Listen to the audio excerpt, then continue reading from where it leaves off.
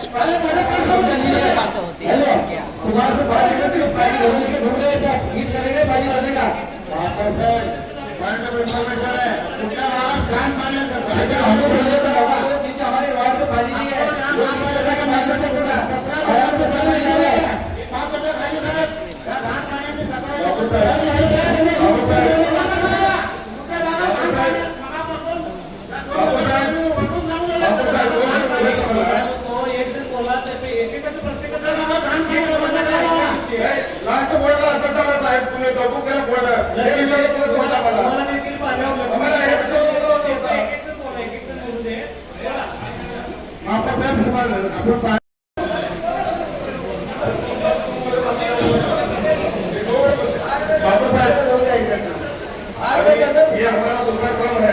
हमेशा इस सभाक्रम में हमेशा इस पर जोड़ी बात रहेंगे। ये एक ही बात पर टॉपिक रहने वाला है, पानी के विषय पर।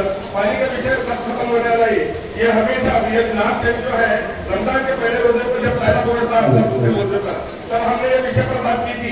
जब आपने बोर्ड लागू किया तो हमारा बोलना यह है कि सिटी में जब आपको पानी का इतना प्रॉब्लम चल रहा है तो हमारे डायग्राम दिया देख लीजिए, क्योंकि पानी टाकी जो है उसका लेवल नहीं रहता है। आप साथ से पूछिए, सिंगल पंप लगाकर पानी भरते हैं और सिटी में एमडीआर भगाते हैं तो हमारा में क्या होने वाला, पानी की क्यों नहीं आने वाला, ये आप बताएंगे मेरे को। मैडम का घर होता है तब मैडम है इसका रोहिणी मैडम का पानी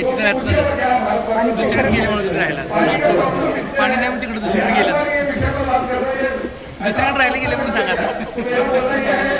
संबंधित अधिकारी को लेकर इसके ऊपर पाइपलाइन का बड़ा होने का जो अभी हो रहा है किरण देशमुख कि उधर की पाइपलाइन बड़ी कर रहे हैं तो हुई रोड और नई जिंदगी इधर की काम करना चाहिए। हमेशा आप यहाँ पर आपके सामने पानी के विषय पर बात करना, मीडिया में आना, ये नहीं होना चाहिए, काम होना चाहिए। और आप बैठे हैं तो आप काम करके दिखाइए, सिर्फ वादे मत कीजिए। पाय दुखत होता, पायाचा त्रास होत होता आणि अगोदर आम्ही पाय दुखतोय म्हणून पायावर खूप इलाज केला.